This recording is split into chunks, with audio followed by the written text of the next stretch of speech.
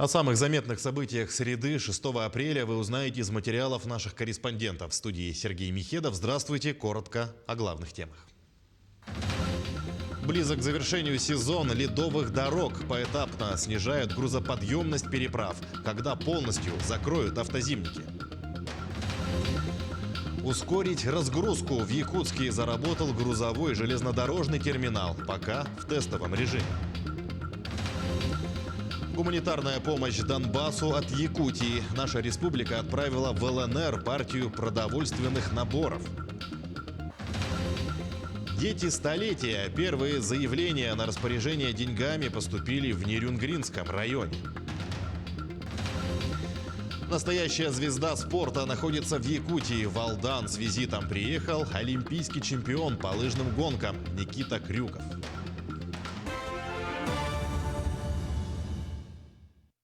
Невосполнимая потеря. После тяжелой и продолжительной болезни ушел из жизни Владимир Вольфович Жириновский. Об этом сообщил председатель Госдумы Вячеслав Володин. Лидер фракции ЛДПР, он всегда был в гуще событий. Его личность настолько масштабна, что без него трудно представить историю развития политической системы современной России.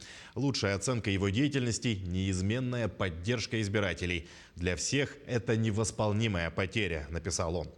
В начале февраля лидер ЛДПР Владимир Жириновский был госпитализирован с двусторонней пневмонией, которая развилась на фоне омикрон-штамма коронавируса. В таких случаях обычно говорят «ушла эпоха».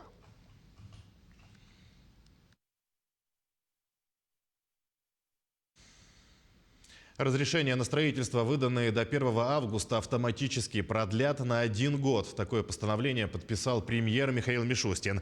Эта мера сократит время прохождения административных процедур и поможет сконцентрироваться на реализации начатых проектов. Также на год продлят срок действия всех градостроительных планов земельных участков. Это основной документ, необходим для начала проектирования и строительства любого здания.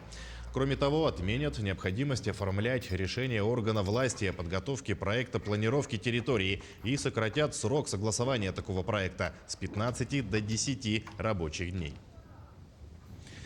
Близится к завершению сезон ледовых дорог. Началось поэтапное снижение грузоподъемности. Ледовые переправы и автозимники центральных районов будут закрыты ориентировочно 15 апреля. В арктических и северных районах с 20 по 25 апреля.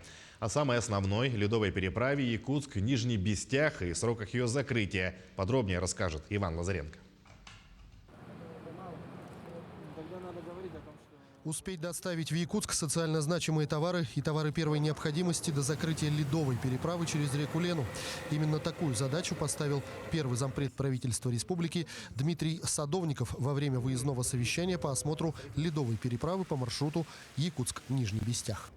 Мы будем ежедневно мониторить. Слава богу, тут коллеги федеральных структур тоже с пониманием подходят и намерены продолжить эту работу, чтобы мы максимально перевезли груз, который необходим для строительства. В приоритете, безусловно, стоит продовольственные товары, товары народного потребления. И, конечно, будем работать так, чтобы максимально перевести и по мере уже схода ледохода, чтобы паромы тоже своевременно заработали и груз на той стороне не задерживался. По данным оперативного штаба, в настоящий момент на железнодорожной станции Нижний Бестях идет активная разгрузка прибывших вагонов. Работа идет по графику и ожидается, что все запланированные к доставке грузы будут перевезены в срок. Сегодня на железнодорожной станции практически все социально значимые продовольственные товары, которые должны были приехать сюда в Якутск до 15 апреля, они практически все прибыли. Осталось 200 вагонов. Мы их разгрузим за ближайшие 2 дня. И по информации наших коллег, запас социально значимых продовольственных товаров в городе Якутске составляет не менее чем на 70 дней. Что касается состояния ледовой переправы на настоящий момент, то, учитывая погодные условия, грузоподъемность по маршруту Якутск-Нижний Бестях будет снижена 8 апреля до 30 тонн, а полное закрытие ледовой переправы состоится 15 апреля. 15 сегодня вот действительно коллегами озвучено, что будет закрыто, и я больше уверен, что скорее закроем, потому что вчера в федеральном штабе, когда гидрометслужба отчитывалась, они говорили, что весна идет ранняя. И как раз вот в Приморье, уже в Дальневосточном федеральном округе идут такие ограничения, и плюсовая температура уже с той недели будет и здесь у нас. И, как говорится, повторюсь, что, скорее всего, 15-го будет закрыто, и поэтому надо торопиться всем. Сроки снижения грузоподъемности и их фактического закрытия остальных переправ могут быть скорректированы в зависимости от погодных условий. Жителям Якутии напоминают о необходимости соблюдения всех правил безопасности при движении по льду. В частности, нельзя превышать установленную дорожными знаками скорость и грузоподъемность. Иван Лазаренко, Григорий Никифоров, Якутск. В самом Якутске тем временем в тестовом режиме заработал грузовой железнодорожный терминал. На площади 8 тысяч квадратных метров могут разместиться 600 контейнеров. Главная задача – упрощение логистики. Теперь грузополучателю не придется ездить в Нижний Бестяк. Груз можно будет получить в Якутске. Для работы терминала закуплена вся необходимая техника. Пользоваться услугами терминала могут как компании, так и частные лица. На полную рабочую мощность он выйдет с началом летней навигации. Контейнерный терминал годовой мощностью переработки грузов 238 тысяч тонн. Это в контейнерном эквиваленте 15 тысяч контейнеров в год. Значит, здесь площадь 8 тысяч квадратных метров. На данный момент работает в опытной эксплуатации в обкаточном режиме. Мы, как только реализуем данный контейнерный терминал, останавливаться на этом тоже не будем. Соседний участок, он площадью 36,5 тысяч квадратов, мы будем его расширять. Гуманитарная помощь Донбассу от Якутии наша республика отправила в ЛНР партию продовольственных наборов.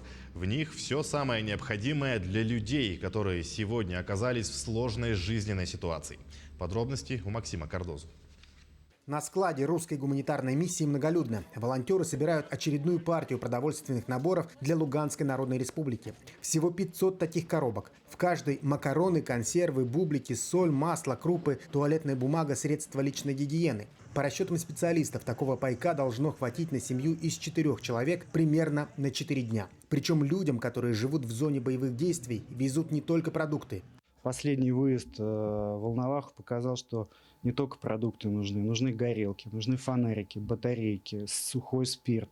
И, как еще показал опрос, элементарно нужна пленка и строительные степлеры, чтобы заделывать окна. В этом очень нуждается. Естественно, мы это тоже закупаем. В настоящий момент наши сотрудники в Ростове формируют, закупают.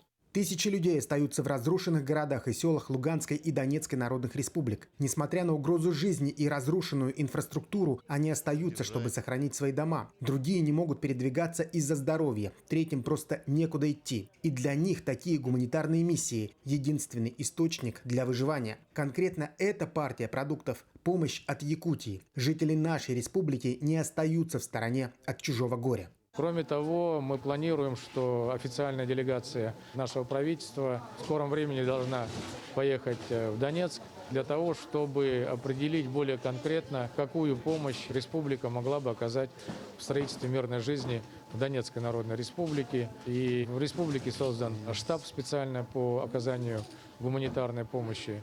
Помогать волонтерам собирать гуманитарный конвой пришли и студенты-якутяне, которые учатся в Москве. В итоге они должны сформировать наборы общим весом в 7 тонн. Грузовики из Москвы поедут на распределительный пункт в Ростове-на-Дону, а оттуда уже будут отправлены в ЛНР. На все это должно уйти 3 дня. Максим Кардозу, Джур Березкин, Москва.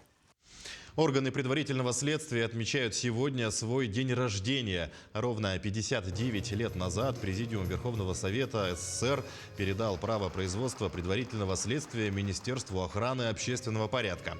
Этот день стал началом официальной деятельности следователей органов внутренних дел. На сегодняшний день органы предварительного следствия в системе МВД России обладают огромным потенциалом для эффективного выполнения всех поставленных задач, особенно в расследовании уголовных дел любой сложности. Работа следователя, она очень тяжелая, она связана с аналитикой. В следствии, честно, если признаться, не каждый может работать. потому что следователь – это всесторонне развитая личность. Следователь, он обязан повышать постоянно свой профессиональный уровень, то есть, несмотря на годы работы своей, этот уровень постоянно должен повышаться, потому что законодательство у нас не стоит на месте, значит, постоянно нововведения в закон вносятся. Поэтому следователь обязан это все отслеживать для того, чтобы успешно выполнять поставленные задачи. Мощь, сила и выносливость на полигоне Главного управления МЧС России по Якутии прошли соревнования, можно сказать, в профессиональном виде спорта. Пожарный кроссфит – это тренировка без отдыха, серия силовых упражнений высокой интенсивности, которые участники должны выполнять одно за другим без перерыва и в полном боевом облачении. Свои навыки, силу и выносливость показали команды огнеборцев из Чурапчинского, Намского, Амгинского, Усть-Алданского районов и города Якутска. По результатам соревнований первое место заняло 5-й пожарно-спасательный отряд по городу Якутску, 2-е место огнеборцы из Усть-Алданского района, 3-е место заняли огнеборцы из Амгинского района. Все участники соревнований показали высокие показатели и рвение к победе. Тяжело в учении, легко в бою. Пожарные десантники из западных районов и Вилюйская группа улусов начали очередные весенние тренировки. На них работали и наши нюрбинские коллеги. Контрольные воздушные тренировки на аэродроме в Нюрбе были организованы в рамках подготовки к пожароопасному периоду. В первую очередь десантники пожарные проходили теоретическое обучение. Для закрепления изученного материала в ходе воздушных тренировок десантники пожарные отработали навыки спуска с помощью лесопожарного спускового устройства с вертолета Ми-8. Все сотрудники авиалесохраны выполняли спуски на разных высотах от 10 до 40 метров в специальном снаряжении. Каждой весной мы проходим тренировку. Каждый год это у нас тренировка. Приехали из Сленска, Смирного, и Сунтар, и Нюрбинские авиаотделения. Сначала сдают экзамен. Мы еще набрали людей, молодых, 17 десантников пожарных. Они закончили теорию, потом практические занятия. В Якутии к пожароопасному сезону будет готово 61 отделение лесопожарных формирований, 43 якутлесресурса и 18 авиалесохраны. В связи с чем на тренировках было немало новобранцев. Уже через месяц, в случае чего, им надо быть готовым десантироваться уже на реальный пожар. Поэтому требования к тренировкам самые серьезные. Штат прибавили 180 человек плюс. Это по всей республике. 180 человек было. Ага. Из них 33 парашютистов отучились, сейчас еще 20 учатся, и все остальные десантники пожарные будут. Но у нас десантники пожарные, они каждый год такие тренировки проходят, вспоминают, и только после этого они подтверждают свою квалификацию десантника пожарного.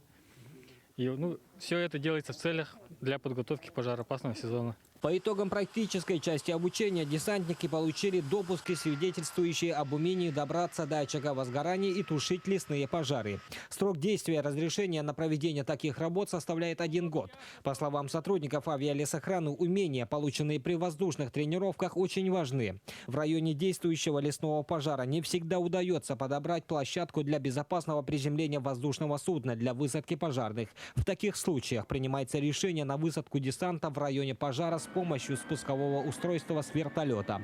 Поэтому, как говорится, тяжело в учении, легко в бою. Роман Савинов, Геннадий Матвеев, Эдуард Васильев, Нюрбинский район.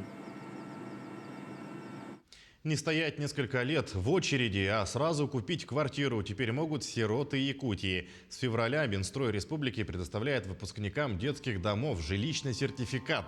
Он положен сиротам старше 23 лет, работающим или заканчивающим обучение. Претендентами могут стать те, кто не был судим и не стоял на учете в наркологии и психиатрии. Жилье любой квадратуры сразу переходит в собственное. Сертификат действует 1 год. Если обладатель не успел его обналичить, срок продлевается еще на полгода. В Мирнинском районе жилищный сертификат получат 6 человек. Данный сертификат у нас на 2,5 миллиона практически выдается. И данные деньги могут быть использованы как для приобретения готового жилья на вторичном рынке, так и для приобретения строящегося жилья. Данная сумма денег может быть использована для ипотеки, как первоначальный вклад. Либо туда можно будет добавить то есть свои какие-то накопительные средства. И можно будет уже приобрести за полную сумму жилье, которое хочет человек. Либо на строительство дома на земельном участке готово.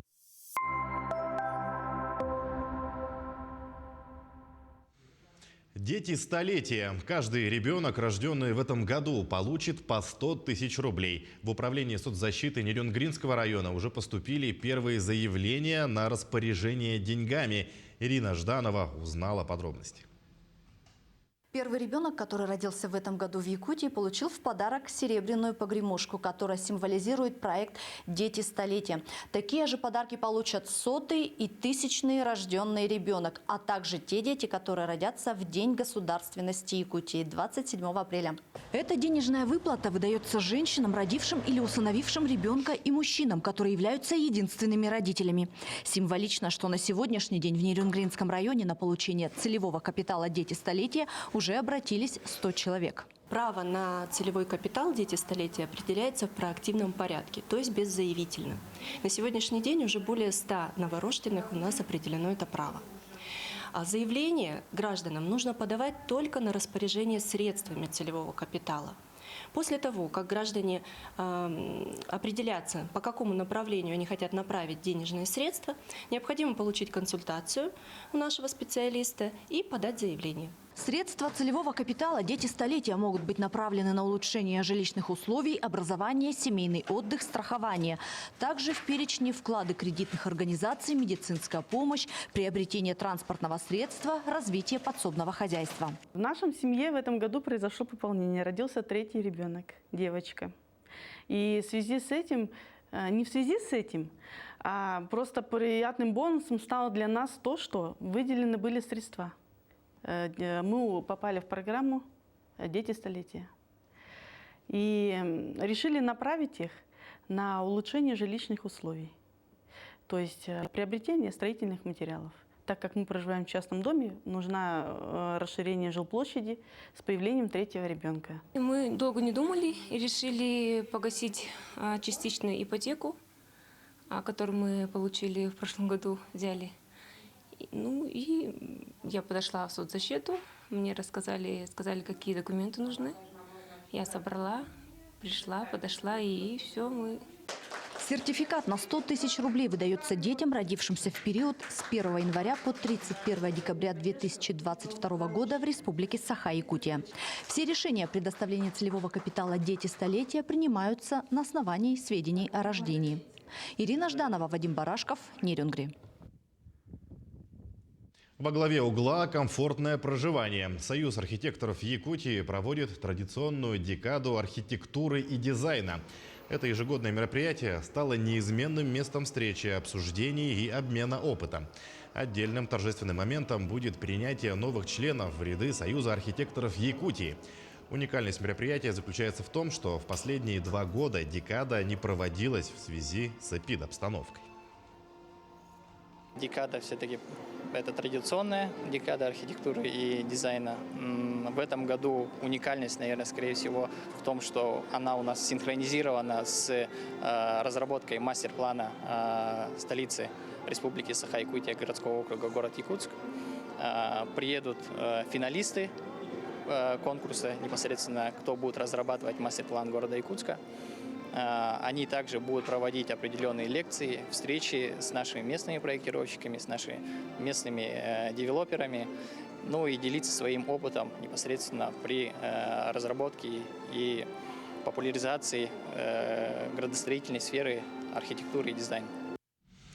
Далеко не всегда с архитектурой северных городов связана грязь на улицах. Как правило, кучи снега, складируемые в зимнее время, начинают таять и превращаться в лужи.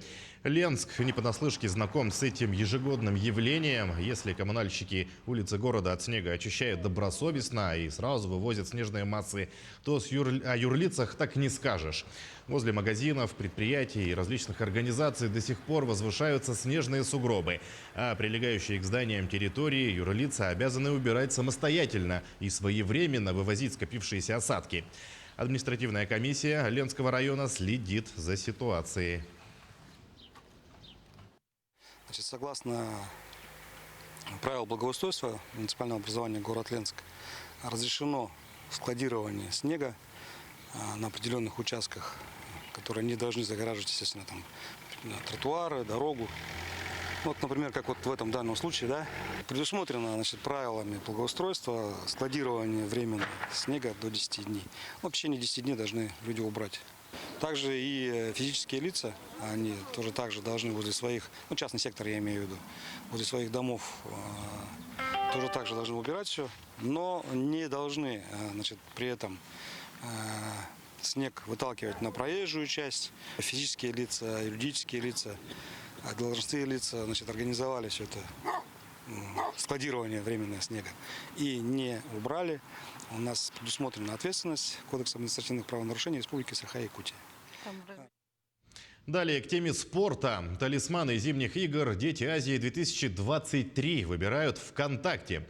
В соцсети стартовало голосование по выбору талисмана вторых зимних международных спортивных игр. Они пройдут в Кемерове, Новокузнецке, Междуреченске и Таштагольском районе с 23 февраля по 5 марта.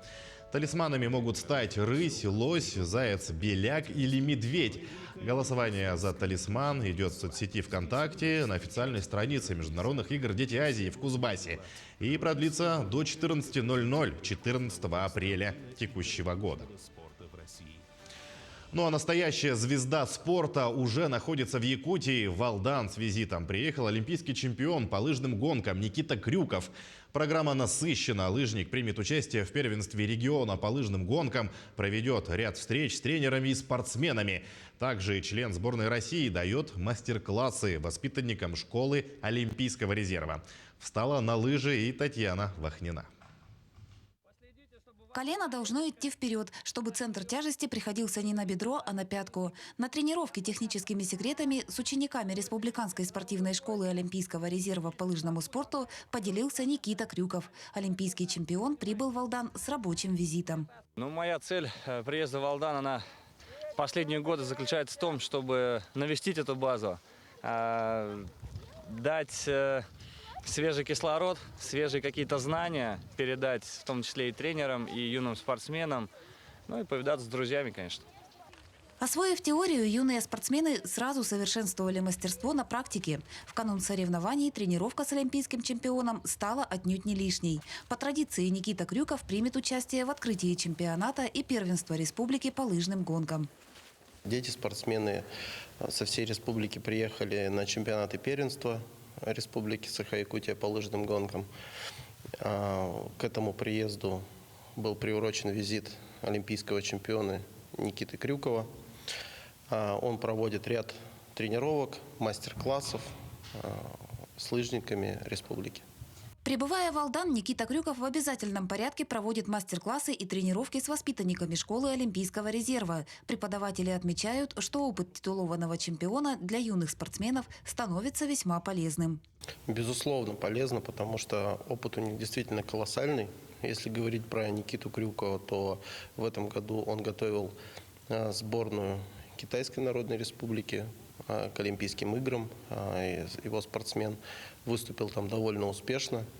И тот опыт, который он передает нашим спортсменам, нашим тренерам, он просто бесценен. Программа пребывания Никиты Крюкова в Алдане насыщена. Помимо соревнований и мастер-классов планируется проведение конференции олимпийского чемпиона с тренерами и спортсменами. Татьяна Вахнина, Георгий Баранов, Александр Лукин, Алдан.